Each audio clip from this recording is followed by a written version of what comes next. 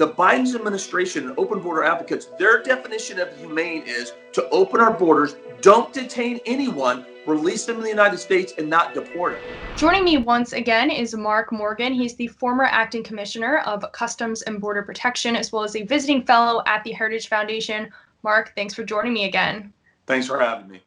Now, to kick us off, I want to talk about a White House press briefing that happened relatively recently where Fox News's Peter Doocy actually asked the White House Press Secretary Jen Psaki about these migrant facilities that were just reopened. And I'm just going to play the clip for you so you can get an idea of the exact moment I'm talking about. Kamala Harris said that this facility, putting people in this facility, was a human rights abuse committed by the United States government. And Joe Biden said, under Trump, there have been horrifying scenes of at the border of kids being kept in cages. Now it's not under Trump, it's under Biden. This is not kids being kept in cages. So first and foremost, it feels like the terminology has changed. It feels like the media coverage has changed. But what exactly at the border has changed? Yeah, you look, I watched that press conference. I've been doing this, serving this country for over 35 years, served under 6 different administrations, both Republican and Democrat. I've never seen so much misinformation, misdirection, spin, and blatant lies coming from the White House in my entire 35 years. And Mr. Doocy was one of the only reporters that asked a somewhat direct question. The rest were softballs. I stood exactly where she stood in that same spot. And I can tell you, those reporters never let me get away with something like that. They were coming at me with every difficult, hard question they could. And the responses that they gave, the misinformation, misdirection was never allowed. And that's all we heard that day at the White House. It's just remarkable that it's being allowed to go on. Why do you think it's being allowed to go on? Look, again, I've been doing this for a long time. At the end of the day, the only thing that makes sense for me is that the mainstream media is really an arm of the Democratic Party.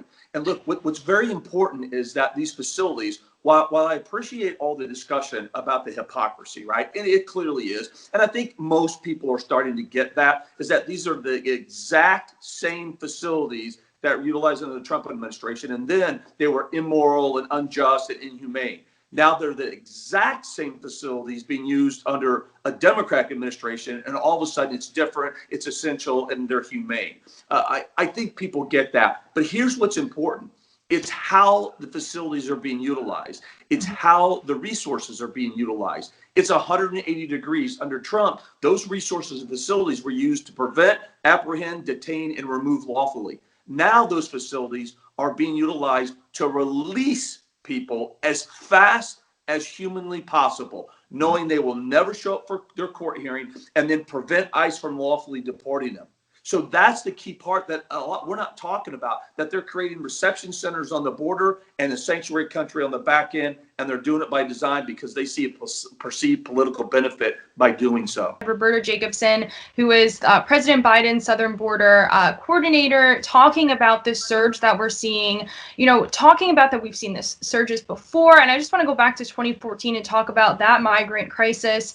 By the numbers, how is what's going on right now different than what we saw, for better or for worse? It's not. And so you have to look at 2014, what kind of started this, right? DACA started this in the Forced Settlement Agreement, who said we couldn't keep kids or families in our custody for more than 20 days. It's impossible to get through the immigration process in 20 days, hence the beginning of catch and release. And by that time, it already started 2018, 2019. By 2019, we had closed that down through the Remain in Mexico policy, the asylum cooperative agreements with the Northern Triangle countries, and I could go on and on.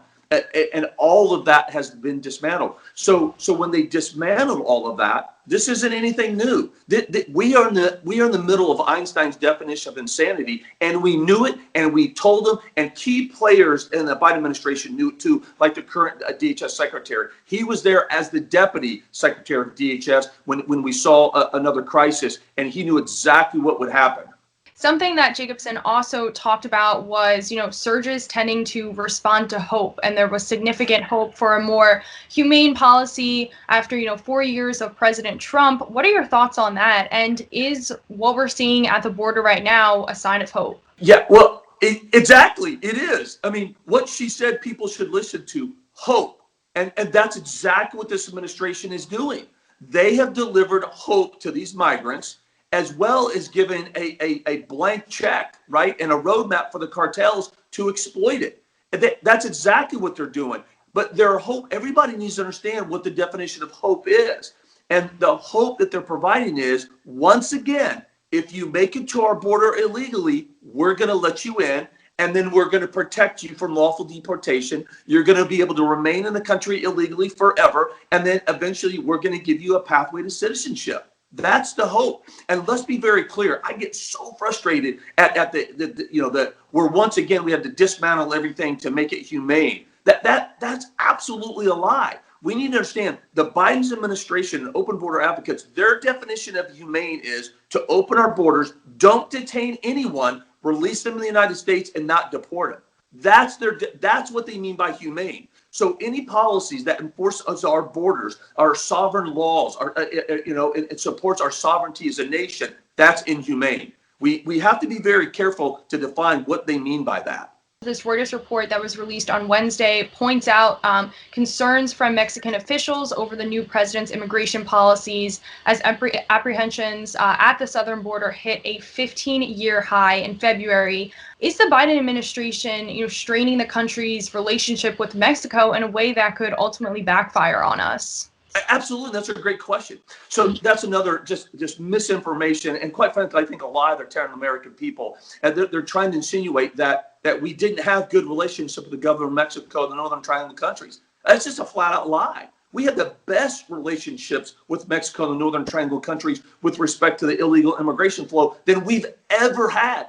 Unprecedented agreements that we are all working together, right, to address this as a regional crisis that it is. And we were together, we were addressing it. Now, if I'm the government of Mexico, if I'm the president, if I'm AMLO, I'm saying, what are you doing? Now, America, you have created, this is a self-inflicted wound, a self-inflicted crisis that you have created. And now, once again, the illegal migration flow is going through my country.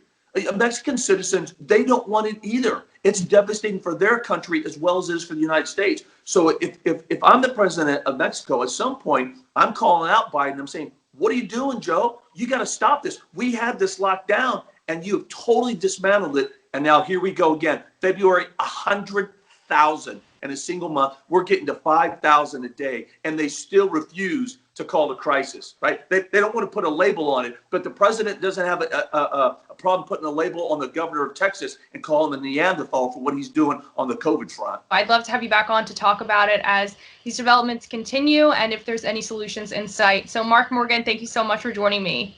You bet. Anytime. Have a good day.